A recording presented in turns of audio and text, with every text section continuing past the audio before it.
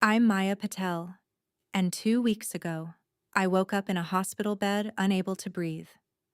My 8-week-old daughter was with a stranger I'd hired from my phone while firefighters carried me out of a burning building. But the fire wasn't what broke me. It was the phone call I made from the ambulance and my mother's response from a casino floor, slot machines ringing in the background. She refused to help, said she was winning money, called my baby my consequences. That's when I checked my bank account and discovered I'd sent my parents $432,000. They couldn't spare 2 hours for their granddaughter. If you're watching this at 2 or 3 a.m., wide awake and unable to sleep, know this. Hundreds of others are awake with you. Where are you right now? What time is it there? Write it below. Night owls understand each other. And tonight, we're not alone. But I'm getting ahead of myself. Let me take you back to where it all started. The night that changed everything. I'm Maya Patel, 31 years old. 2 weeks ago, I woke up in a hospital bed choking on ash and regret. My 8-week-old daughter Arya was with a stranger, a professional childcare specialist I'd hired from my phone, while firefighters carried me down 6 flights of smoke-filled stairs. The fire wasn't the worst part. The worst part was the phone call I made from the ambulance and my mother's answer from a casino floor. Slot machines ringing in the background. But let me start where it actually began. 2:17 a.m. on a Tuesday in July. Brooklyn was drowning in a heat wave, the kind where the asphalt stays warm until midnight, and apartment walls trap the day's fever inside. I was finally asleep after Arya's 2 a.m. feeding, my body folded around her bassinet, when the smoke alarm screamed. I jolted awake, heart already racing. The sound was coming from the hallway. I grabbed my phone, the screen said 2:17, and stumbled to the bedroom door. When I opened it, gray smoke rolled in like fog, thick and chemical tasting. My teacher training kicked in before my brain fully engaged. Fire safety. Get low. Get out. Don't open doors if they're hot. I pressed my palm against our apartment door. Cool. I cracked it open. The hallway was a nightmare. Smoke poured up the stairwell from somewhere below, filling our fourth-floor corridor with a haze so thick I couldn't see the exit sign I knew was there. My neighbor's door across the hall stood open, abandoned. They'd already fled. I slammed our door shut and ran back to the bedroom. Arya was stirring, not yet crying. I scooped her up, grabbed the diaper bag I always kept packed. My husband Dev was deployed with the Navy, and some paranoid part of me always planned for emergencies. I shoved my phone in my pocket, wrapped a receiving blanket around Arya's face, and headed for the door. The smoke was worse in the hallway. I dropped to my knees, holding Arya against my chest with one arm, crawling toward the stairwell. My lungs burned. Each breath felt like swallowing glass. Arya started to cry, her wails muffled against the blanket. "I've got you, baby," I whispered, though my voice came out as a rasp. "I've got you." The stairs were chaos. Residents pushing past each other, someone screaming for their cat, a man carrying his elderly mother. I made it down 2 flights before my vision started to tunnel. The smoke was thicker here, darker. I couldn't stop coughing. Each cough felt like it was tearing something loose inside my chest. On the second-floor landing, a firefighter materialized through the smoke like an angel in turnout gear. He saw me stumbling, saw Arya in my arms. "Ma'am, let me help you." He didn't wait for an answer. He just lifted me, one arm supporting my back, and guided me down the final flight. Outside, the night air hit my face like cold water.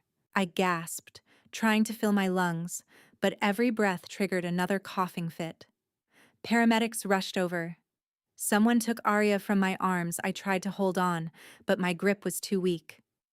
A woman in a Navy uniform held her instead, checking her over with practiced efficiency.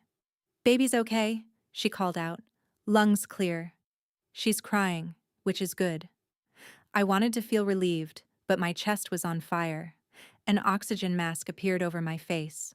Someone was asking me questions I couldn't focus on. The world tilted sideways. Ma'am. A different paramedic, a woman in her 40s with kind eyes, leaned into my field of vision. Ma'am, we need to transport you to the hospital. Your oxygen levels are critical. Your baby needs someone to care for her while you're being treated. Who can we call? I blinked at her through tears I hadn't realized were falling. My phone. Where was my phone? She pulled it from my pocket, placed it in my shaking hands. Who could I call?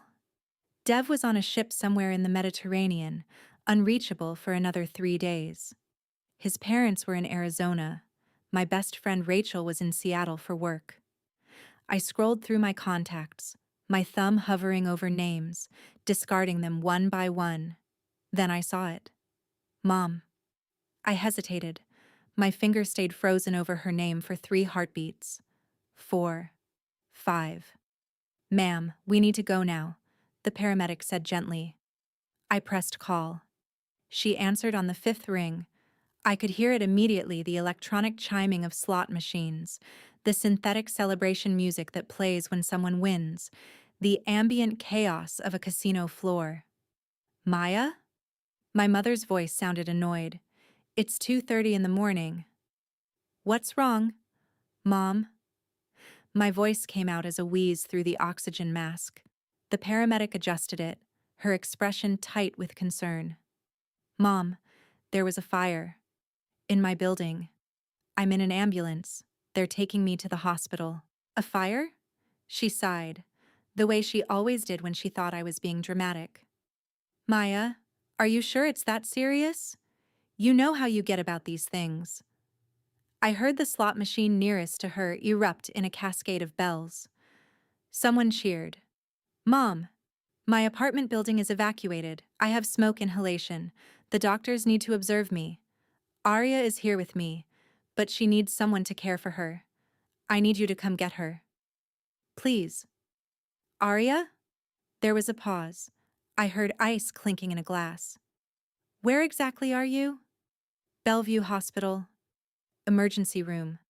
Mom, please, I can barely breathe, and Arya hasn't eaten since midnight.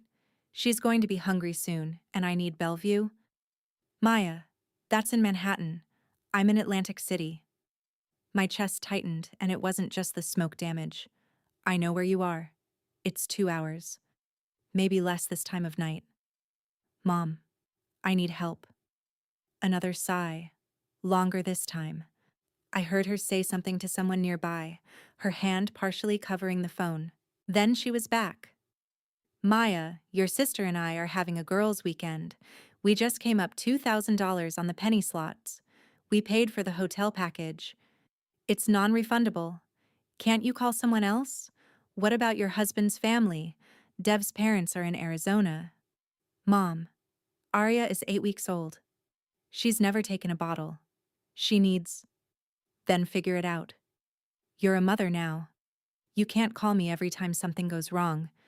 Your sister has 2 children, and she never mom. I was crying now, hot tears mixing with the soot on my face. Mom, please, this is an emergency. I'm not being dramatic. I almost died tonight. Your granddaughter needs you. I heard my sister Neha's voice in the background, laughing about something. The slot machines sang their digital songs. Maya, I understand you're upset, but we've been planning this weekend for months. You're young and healthy. You're talking fine right now, so clearly you're going to be okay. You always exaggerate medical things. Remember when you thought that spider bite was MRSA?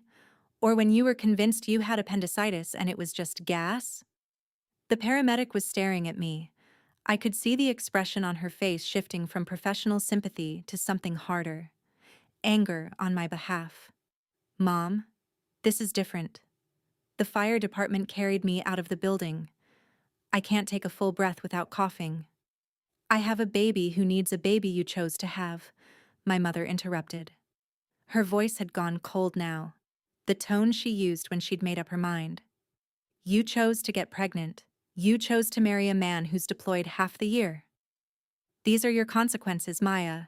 You need to handle them like an adult. My hand was shaking so hard I nearly dropped the phone. You're really saying no. I'm saying you need to be more responsible. Call a babysitter. You make good money, don't you? Problem solved. Another pause. More slot machine noise. I have to go. Neha is waving me over. She found a hot machine. Good luck with everything. The line went dead. I stared at my phone screen. My mother's contact photo smiled back at me, a picture from last Christmas where she was holding Arya, looking proud for the camera. I'd thought things would be different after Arya was born. I'd thought becoming a grandmother would change her.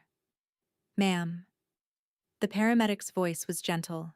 She'd heard every word through the phone's speaker. Do you have someone else you can call? I couldn't speak. I just shook my head, trying to force air into my lungs past the tightness in my chest that had nothing to do with smoke. She squeezed my hand. We're going to help you figure this out, okay? There are services. Professional help. Your baby will be taken care of. The ambulance lurched forward, sirens wailing. Through the back windows I could see my building, smoke still pouring from the third floor.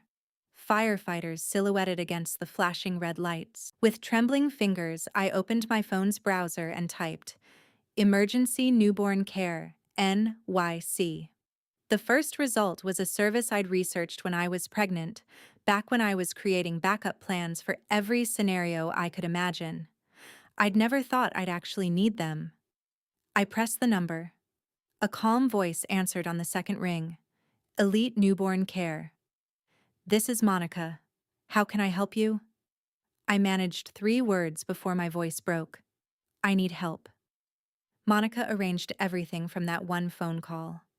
By the time the ambulance pulled into Bellevue's emergency bay at 3:15 a.m., she'd already dispatched someone to meet us.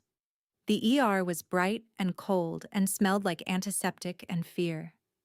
A doctor who introduced herself as Dr. Kim examined me while nurses hooked me up to monitors that beeped in steady rhythms. Oxygen saturation, heart rate, blood pressure. You're lucky, Dr. Kim said, shining a light in my eyes. 10 more minutes in that apartment and you might not have woken up. The smoke inhalation is moderate, but we need to keep you for observation. At least 48 hours. 48 hours. I nodded, trying not to think about what that meant for Arya, for work, for the apartment I no longer had access to. They took me for a chest X-ray, started an IV with fluids and medication to reduce inflammation in my lungs. Every breath still felt like fire, but the oxygen helped. I could think again. I could panic properly now. Monica from the child care service arrived at 6 a.m., just as the sky outside the ER windows started turning gray. She was a black woman in her 50s with kind eyes and capable hands, and she was holding Arya, who was clean and calm, and I could see from the way her mouth moved recently fed. Formula, Monica said gently, seeing my expression. I know she's breastfed, but we had to. She was hungry, and you couldn't feed her yet. I nodded, unable to speak. Arya's first bottle. A milestone I'd never wanted her to reach this way. Monica stayed for an hour, giving me detailed notes about everything she'd done, diaper changes, feeding times, how much Arya had taken. Then she left with my daughter, promising to return every 4 hours so I could try to nurse or pump. When they moved me to a private room for observation, I was alone for the first time since the fire. The adrenaline that had been holding me together finally cracked. I pumped breast milk with a hospital-grade machine, crying through the whole process. My chest ached. My throat felt raw. But worse than the physical pain was the echo of my mother's voice. These are your consequences, Maya. I lay back against the pillows and let my mind drift through memories I usually kept locked away. I was 7.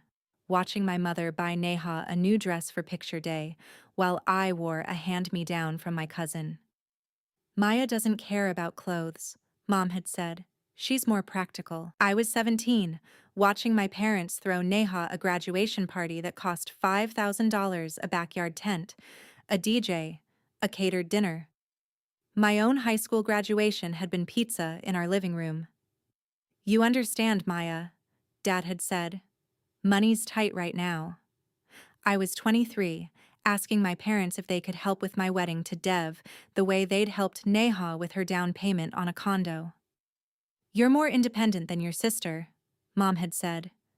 "You don't need us the same way." Pattern recognition. That's what they call it when you finally see the design that's been there all along. I checked my phone. It was 9 a.m. now. 6 hours since the fire. No calls from my mother. No texts from my sister. Nothing asking if I was okay, if Arya was safe, if we needed anything. But there were other notifications. Bank alerts. I opened my banking app out of habit, checking balances, making sure the automatic payments had gone through.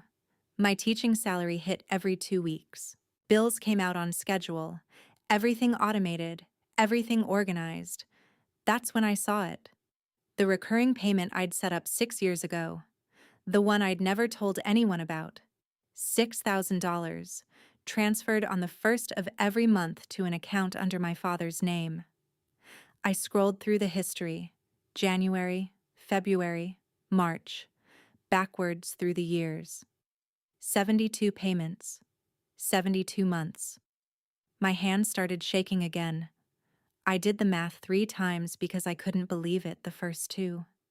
$6,000 times 72 months, $432,000. I'd sent my parents $432,000 over 6 years. And my mother couldn't drive 2 hours to hold her granddaughter while I was in the hospital. I couldn't breathe, and this time it wasn't the smoke.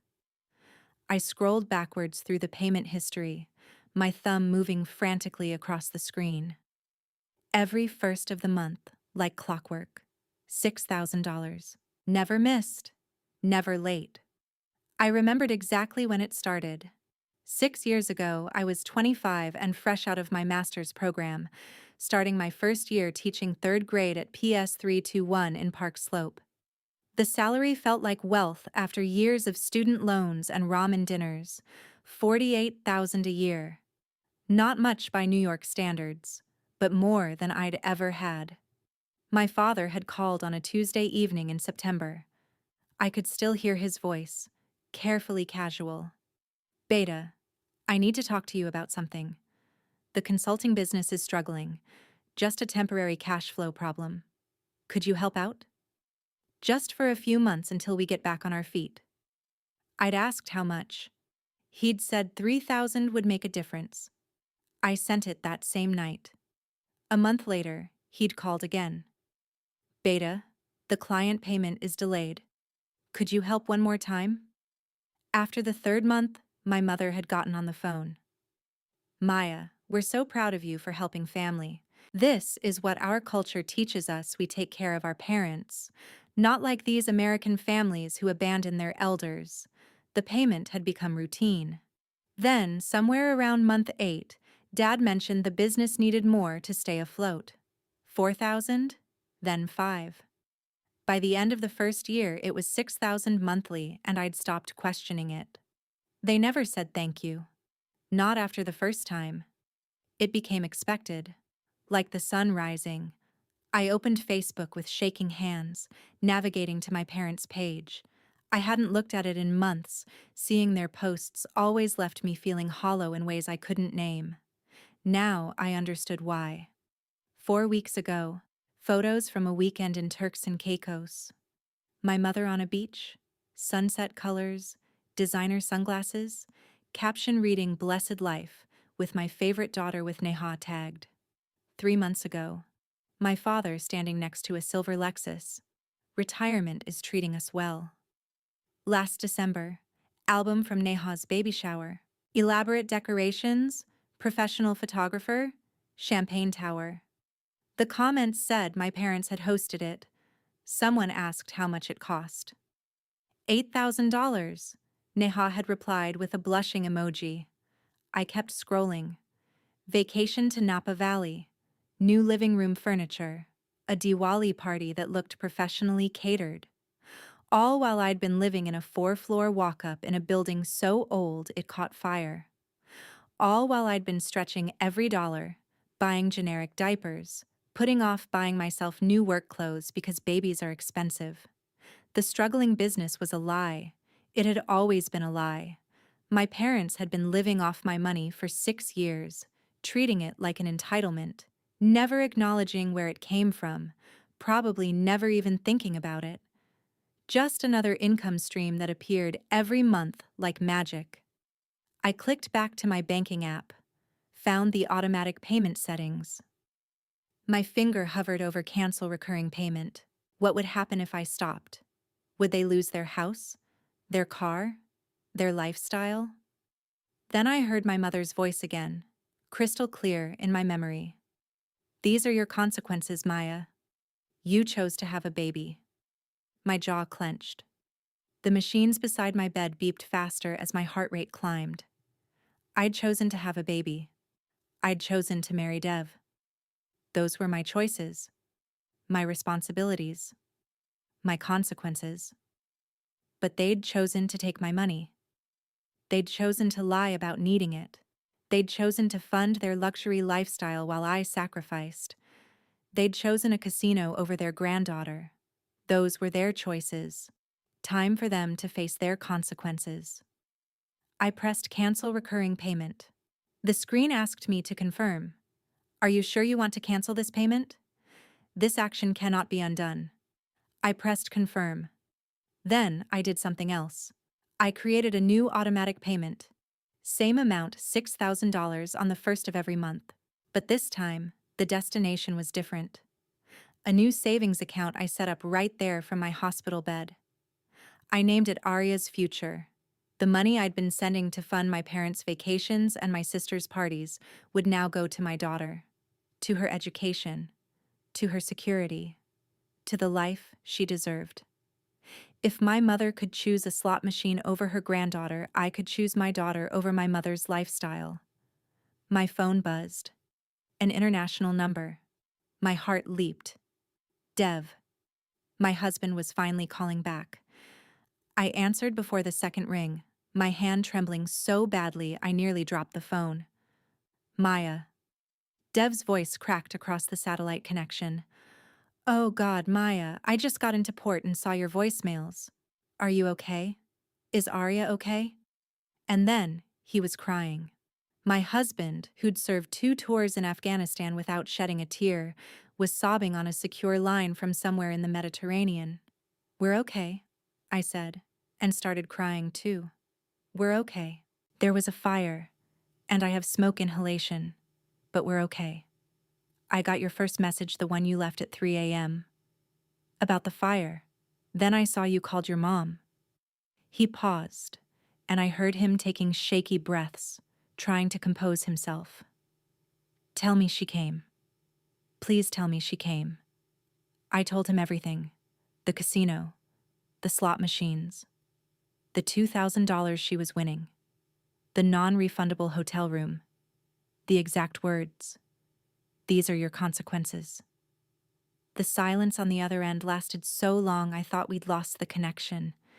Dev? She said that. His voice was different now. Flat. Hard. Your mother said those words to you while you were in an ambulance with smoke inhalation, with our 8-week-old daughter. Yes. She chose gambling over our daughter. Over you. Yes. I heard something slam in the background. I'm getting emergency leave. I'm coming home. Dev, you don't have to. The hell I don't. My wife almost died. My daughter needed help, and her grandmother chose a slot machine. I'm coming home. Another pause. How long will it take? For the leave? At least 10 days minimum, a voice in the background said. His commanding officer, probably. 10 days, Dev repeated, and I could hear the frustration. Maya, I'm so sorry. I should be there. I should. His voice broke again. Did you call Grandma Lakshmi? I blinked. She's in California. Dev, I can't ask her to Maya. His voice was gentle now. She'd want to know. She'd be hurt if you didn't tell her. He was right. But the thought of asking my 72-year-old grandmother to fly across the country because my own mother wouldn't drive 2 hours felt like admitting something I wasn't ready to face. I'll call her, I said, after we hang up. We talked for another 10 minutes, him apologizing for being so far away, me reassuring him that Monica was taking good care of Arya, both of us crying and trying to hide it and failing. When the call ended, I sat staring at my phone, working up the courage to dial my grandmother's number. Before I could, there was a knock on my hospital room door. I looked up, expecting a nurse or maybe Monica returning with Arya. Instead, my grandmother walked in. She was small, barely 5 feet tall, but she filled the doorway with a presence that had nothing to do with size. 72 years old, silver hair pulled back in a neat bun, wearing an elegant navy sari and carrying a small rolling suitcase. Her eyes, sharp and dark, swept over me, taking in the oxygen cannula, the IV, the monitors. "Grandma?" My voice came out as a whisper. How Monica called me. She set down her suitcase and crossed to my bedside in 3 quick steps. "From your phone contacts." She told me everything. Her hands, weathered but steady, cupped my face gently, careful of the oxygen tubes. "I took the red-eye from San Jose. Landed an hour ago. You didn't have to hush." She pressed a kiss to my forehead, then pulled back to look at me properly. "Of course I came. You're my granddaughter. Arya is my great-granddaughter. Where else would I be?" The door opened again, and Monica appeared with Arya in her arms. My grandmother's entire face transformed, softening, brightening. She turned and took Arya with the practiced ease of someone who'd held countless babies across 7 decades. "Hello, my little one," she murmured in a mix of English and Hindi. "Your daddy is here now." Arya, who'd been fussing in Monica's arms, settled immediately. I watched my grandmother sway gently, humming something low and melodic, and felt something crack open in my chest. Monica caught my eye and smiled. "I'll give you some privacy. Call if you need anything." She slipped out quietly. Grandma settled into the chair beside my bed, still holding Arya, still humming. When she looked at me again, her expression had changed. There was something fierce in it now, something that made me think of ancient queens and warrior goddesses. "I know what my daughter did," she said quietly. "Monica told me about the phone call, about the casino." A pause. "And Maya, Beta, I need you to know something." My heart started racing again. "I know about the money." The world tilted. "What? The $6,000 every month? The $432,000 you've sent them over 6 years?" Her eyes held mine. "I've known since the beginning." "How?" "Since the beginning, Beta. I've been waiting for you to see it yourself, to understand what they were doing to you." She reached over and took my hand. "I've been waiting for you to be ready to stop it." "How long have you known?" My voice was barely a whisper. Grandma set Arya down gently in the bassinet the hospital had provided, making sure she was secure before turning back to me. She pulled out her phone, a newer iPhone that surprised me, given how she usually claimed technology confused her. "Since the first payment." She unlocked the screen and handed it to me. "I may be old, Beta, but I'm not stupid. And I certainly know how to take screenshots." I stared at her phone. She had a folder labeled Maya, Evidence. Inside were hundreds of images, organized by date. Every Venmo payment I'd sent, captured and saved. My parents' Facebook posts, the vacations, the new car, the elaborate parties, credit card statements that showed luxury purchases made the same weeks I'd sent money. Even text message screenshots where my mother complained to her friends about being broke while posting photos from Turks and Caicos. "Grandma, this is..." I didn't have words. "This is years of evidence. 6 years." She sat down heavily in the chair beside my bed. I've been documenting everything since I accidentally saw your Venmo history on your phone at Diwali 2 years ago. You'd left it open on the counter when you went to help with dinner. I remembered that Diwali. Grandma had been visiting from California, staying with my parents. She'd been quiet that whole week, watching everything with those sharp eyes. Why didn't you say anything? Because you weren't ready to hear it. Her voice was gentle but firm. If I'd told you then, you would have defended them, made excuses. You needed to see it yourself, to feel it yourself. She touched my hand. Sometimes people need to find their own breaking point. But you kept watching, kept collecting evidence. I'm a mother too, Maya. I know my daughter. Her expression hardened, and I know exactly what she is. She took her phone back and scrolled to another folder. This one was labeled Priya, Debts. 10 years ago, your father came to me, said his consulting business needed startup capital, $50,000. I gave it to him. Called it a loan, but we both knew family loans are usually gifts. She pulled up a document. I had him sign a promissory note anyway. He was supposed to pay me back within 5 years. I did the math. That was 10 years ago. Yes. I've never seen a single payment, not even acknowledgement that the debt exists. She showed me text messages where she'd gently asked about it. My father's responses were always the same. Soon, Ma. Business is still building. Or, next month for sure. And then you started sending them money, Grandma continued.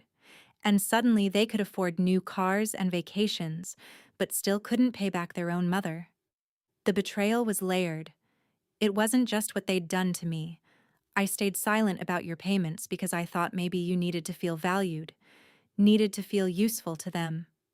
I know what it's like to be the child who isn't favored. Her eyes went distant. Your mother has always preferred Neha, just like my mother preferred my sister. Some patterns run deep. But this, I gestured at my hospital room, at Arya sleeping peacefully in her bassinet, abandoning us during an emergency. This I cannot forgive. Her voice turned to steel. There's a difference between being a disappointing daughter and being a dangerous one. What she did to you, to Arya, that crosses a line. She opened her phone again, this time to WhatsApp. She showed me a group chat labeled Patel Family Group. The member count showed 32 people. Everyone is in here, Grandma explained. Your aunts, uncles, cousins, even second cousins. This is how our community communicates.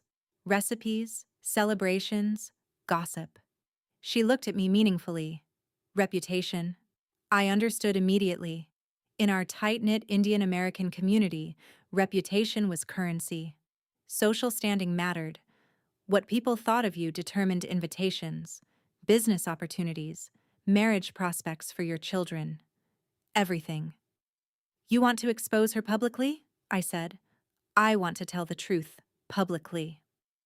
She met my eyes. In our culture, your mother has used duty and respect as weapons against you. She's hidden behind family privacy while exploiting you, but reputation works both ways, Beta. If she can use community pressure to control you, we can use community truth to stop her. My heart was pounding. That's nuclear. Yes. No apology in her voice. What she did to you and Arya is unforgivable. She needs to face consequences. Real ones. Not just losing money. Losing face. She held up her phone, finger hovering over the WhatsApp group. But I won't do this without your permission. This is your story. Your choice. If you want me to stop, I'll stop right now. I looked at Arya, sleeping peacefully. 8 weeks old, abandoned by her grandmother for a slot machine. I thought about 6 years of payments, $432,000. 6 years of, this is our culture and help your family, and never once hearing thank you. I thought about the phone call from the casino. These are your consequences, Maya. Do it, I said. Grandma's expression didn't change, but something fierce and satisfied flashed in her eyes. Last chance to stop me, Beta. Do it, I repeated. Tell everyone the truth. Her finger moved to the screen. Then it's time for your mother to face her consequences. Grandma's thumbs moved across the screen with surprising speed. I watched her navigate to the WhatsApp group, scrolling past recent messages, someone's recipe for chicken biryani, photos from a cousin's graduation, plans for the upcoming Navratri celebration, normal family chat, about to become a battlefield. She began typing. I could see the message appearing in the text box. I need the family to know something important about my daughter Priya. She hit send. Then, without pausing, she started attaching images.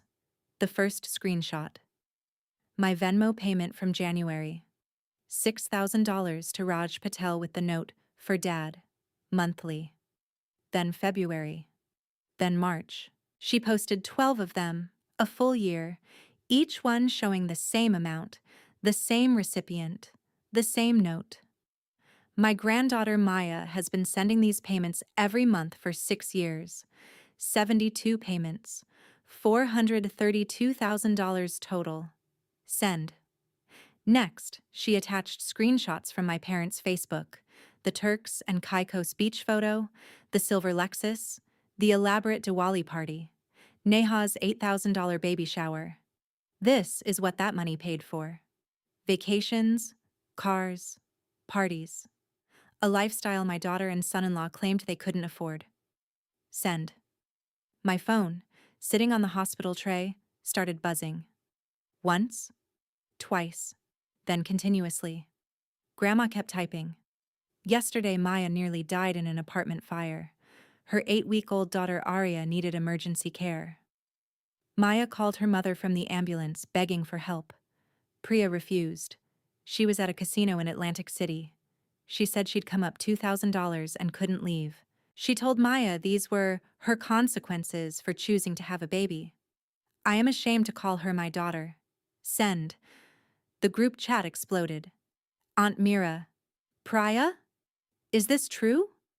Cousin Raj. Wait. Maya has been supporting Uncle and Auntie this whole time? Uncle Arun. $432,000? Are you serious? Aunt Kavita. She refused to help during a fire? Cousin Priya. Different Priya. Oh my God, Maya, are you okay? Is the baby okay? The messages came faster than I could read them. Shock, outrage, disbelief. Then my mother joined the chat. Priya. This is private family business. Ma, how dare you air this publicly? Grandma's response was immediate. Grandma Lakshmi. You made it public business when you abandoned your daughter and granddaughter. You made it my business when you took Maya's money while still owing me the $50,000 I lent you 10 years ago, Uncle Arun. You still owe me money too? Aunt Mira. Priya, you told us that loan was paid back. Cousin Raj. This is disgraceful. Maya almost died and you chose gambling? My sister's name appeared. Neha.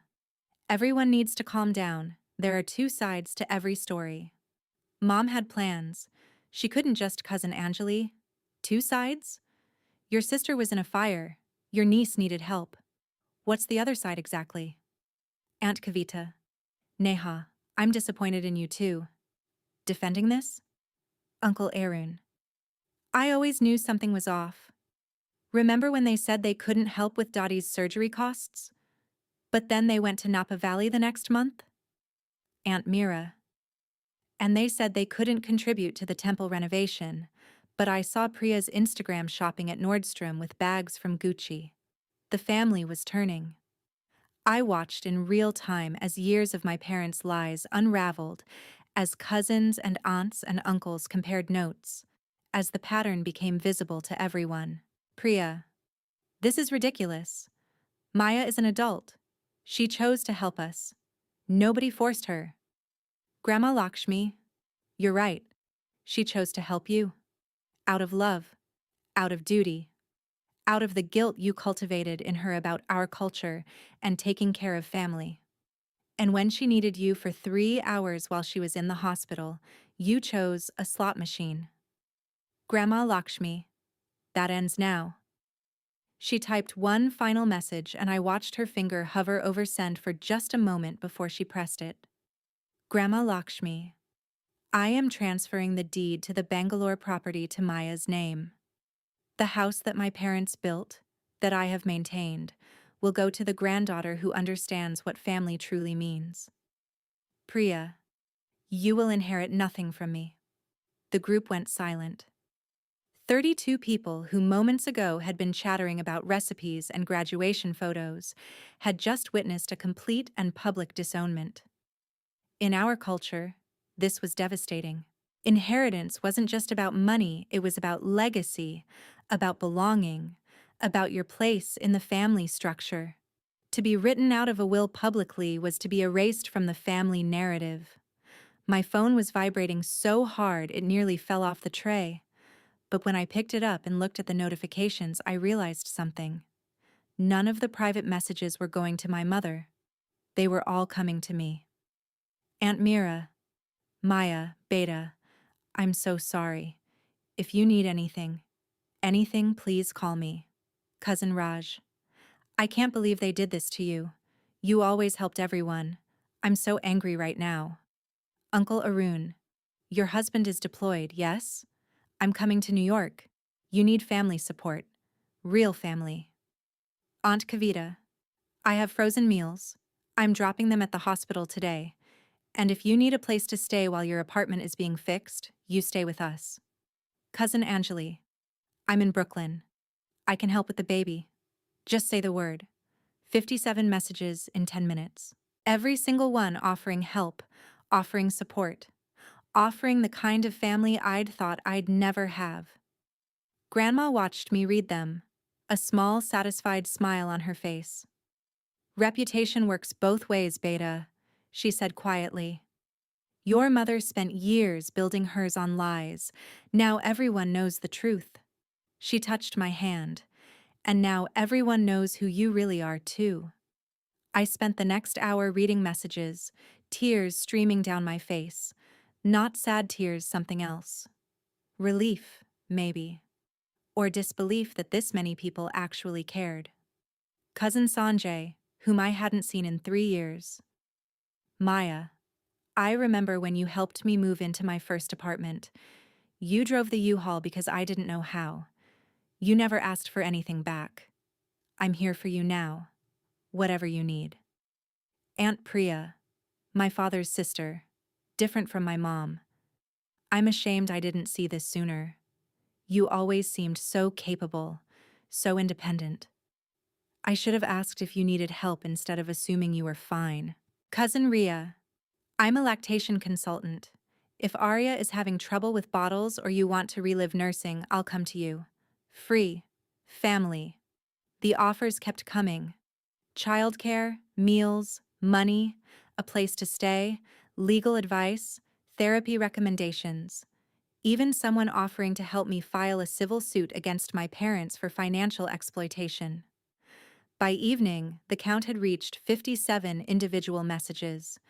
By the next morning, I learned through Aunt Mira that my mother had been removed from 3 other family WhatsApp groups, the Patel Women's Circle, the Diwali Planning Committee, and the Temple Volunteer Group.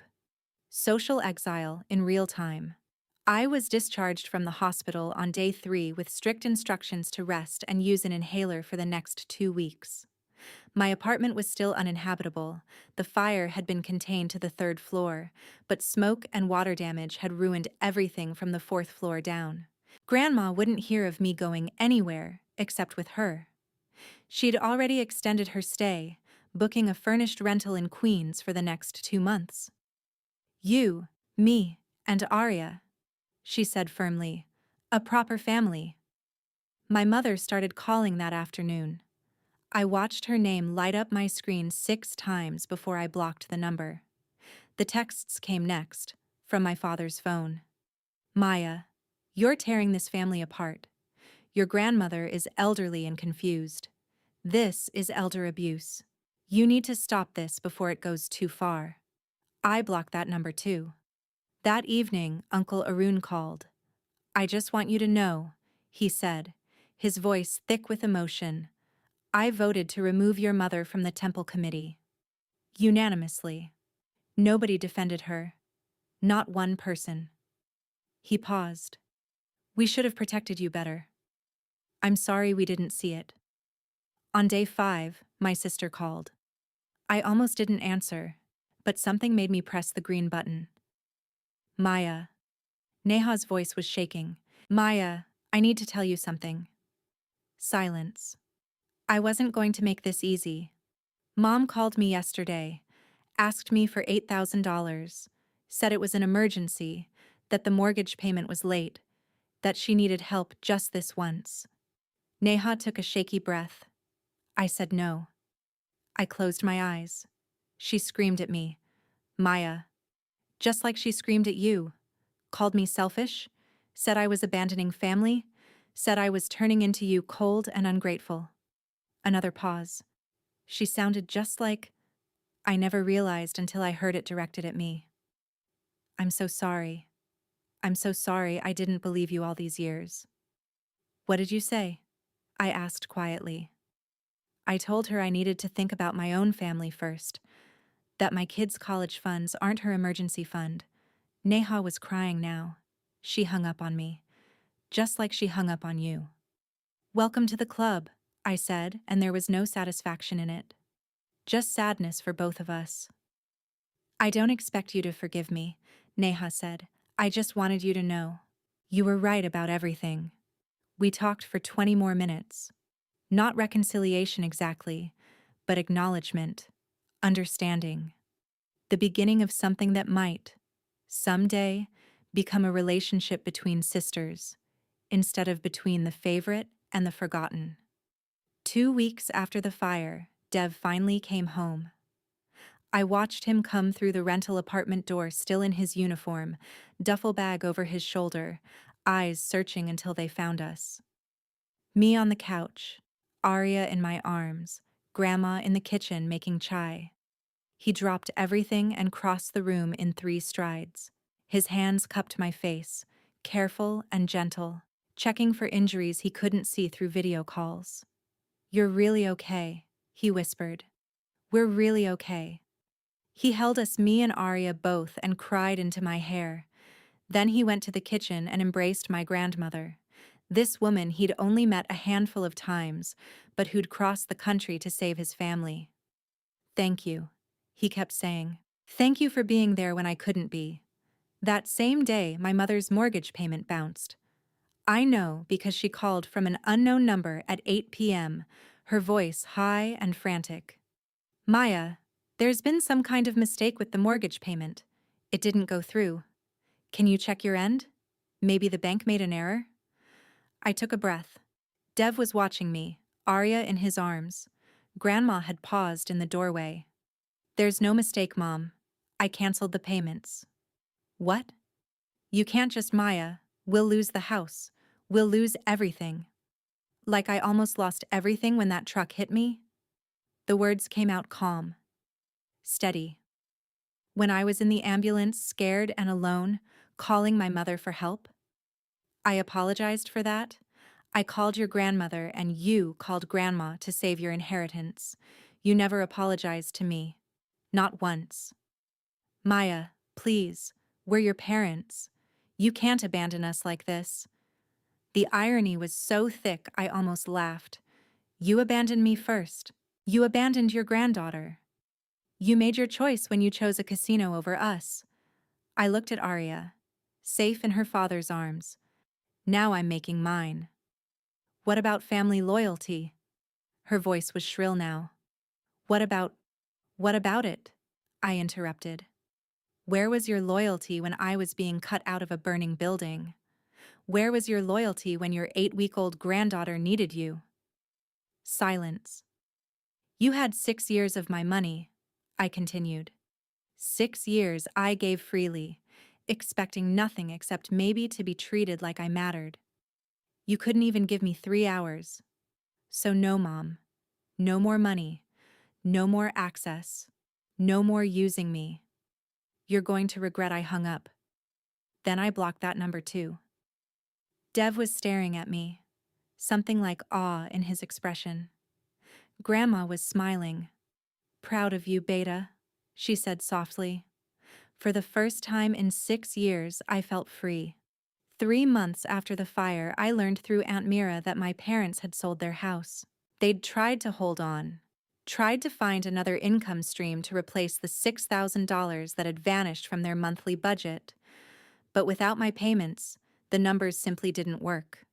The mortgage, the car payment, the lifestyle they'd built on my money, it all collapsed like a house of cards. They downsized to a 2-bedroom apartment in a less desirable part of town. The silver Lexus was traded for a used Honda, and my mother, for the first time in 15 years, took a full-time job working retail at a department store. I felt no satisfaction in their struggle, but I felt no guilt either. The community consequences were more severe than even Grandma had predicted. My parents stopped receiving invitations to weddings, to Diwali parties, to the casual weekend gatherings that formed the backbone of our social world. The temple committee had removed my mother. The women's group no longer included her in their book club or their charity drives. In our culture, this was devastating. More than the financial loss, more than the downsized apartment, it was the erasure of their social standing that hurt. Neha maintained her distance. We texted occasionally, brief exchanges about nothing important. She'd set her own boundaries with our mother, though I suspected hers weren't as firm as mine. Old patterns die hard. 6 months after the fire, Grandma officially transferred the Bangalore property deed to my name. The house that her parents had built, that she'd maintained for decades, now belonged to me. The value was roughly $300,000. Dev and I talked about it for a long time. We could keep it, use it as a vacation home, an investment property. But in the end, we decided to sell it. The money went directly into a trust fund for Arya. Combined with the $6,000 I'd been redirecting each month since the fire, her college fund was growing steadily. By the time she turned 18, she'd have nearly $500,000 for her education money given freely, with love, never held over her head as leverage or obligation. I thought about the $432,000 I'd sent my parents. Money I'd never get back. Money that could have changed my life in a dozen different ways. But I also thought about what I'd gained by walking away. Peace, self-respect, a clear understanding of my worth. A family built on genuine love rather than guilt and manipulation. That was worth more than any dollar amount. Grandma found an apartment in our building in Queens, just 2 floors down from us. She insisted on paying her own rent. "I'm not a burden, Beta, I'm a blessing," and became part of our daily rhythm. Morning chai together, evening walks with Arya, cooking lessons and stories about her own grandmother in India. The cycle was broken. Arya would grow up knowing what unconditional love looked like. She'd never wonder if she had to earn affection with money or perfect behavior or endless sacrifice. She'd know that family means showing up, not keeping score. One evening, as I was putting Arya to bed, Dev came and sat beside me. "It's been almost 2 years," he said quietly. I looked at our daughter, now grown from a tiny newborn into a toddler with opinions and laughter and her grandmother's sharp eyes. "2 years since the fire changed everything," I said. "No." He kissed my forehead. "2 years since you changed everything." He was right. The fire had been the catalyst, but the choice to stop, to redirect, to build something new that had been mine. And I wanted to show you what that choice built. Arya is 2 years old now. She calls my grandmother Dadi and reaches for her every morning when she hears the knock on our door, Grandma coming up from 2 floors down, bringing fresh paratha and stories about her own childhood in Gujarat. Our apartment in Queens is bright and safe, with working smoke detectors and a landlord who actually responds to maintenance requests. Dev made lieutenant last year, which means more stable hours and less time at sea. We're building the life I used to dream about, back when I thought I had to earn it by sacrificing everything. Arya is learning 2 languages. Good morning, Dottie, she says, then switches to the Hindi words Grandma teaches her. She helps roll dough in the kitchen, her small hands covered in flour, while Grandma tells her about the great-grandfather who built the house in Bangalore. The house that's now paying for Arya's future. Real heritage isn't just DNA, Grandma told me once. It's presence. It's showing up. It's choosing to stay. The community that once revolved around my parents now revolves around us. We're invited to every wedding, every Diwali party, every casual Sunday gathering. The aunties who used to barely notice me now compete to babysit Arya. They bring her gifts, teach her songs, include her in everything. My mother sends birthday cards. I don't open them. They go into a box in the closet. Maybe someday Arya will want to know about that side of her family, but not today. Today she has more than enough love from the family that chose her. I heard through Aunt Mira that my parents are managing. Barely. My mother still works retail. My father drives for a rideshare company. Their marriage is strained. Neha sees them occasionally, but maintains boundaries I taught her the hard way. I don't wish them harm, but I don't wish them back in my life either. Last week, at the playground, another mother asked if Arya's grandparents ever visit. Oh yes, I said, watching Arya giggle as she went down the slide.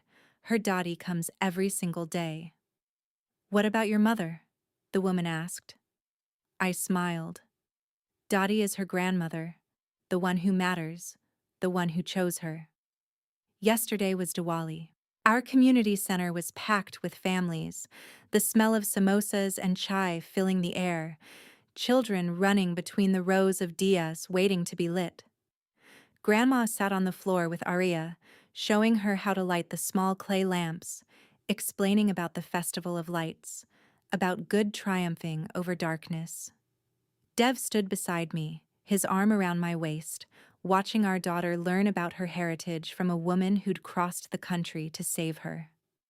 I used to think family was about blood and obligation, about owing your parents for the life they gave you, about sacrificing yourself to prove you deserved their love. Now I know family is about who shows up, who boards a plane in the middle of the night, who faces down their own daughter to protect their granddaughter, who stays. My name is Maya Patel. I'm 33 years old. I'm a mother, a wife, and a granddaughter. I used to be a daughter too. But I've learned that we choose the family that chooses us back. That's the family that matters. If you're listening to this and you've been the family ATM, if you've paid for love that should be free, if you've been called dramatic when asking for basic support, you are not obligated to fund your own mistreatment. DNA doesn't make someone family. Loyalty does. Respect does. Showing up does. Drop a comment and let me know where you're listening from. If you've set similar boundaries with people who didn't deserve your generosity, you're not alone. We're all out here building better families, one choice at a time.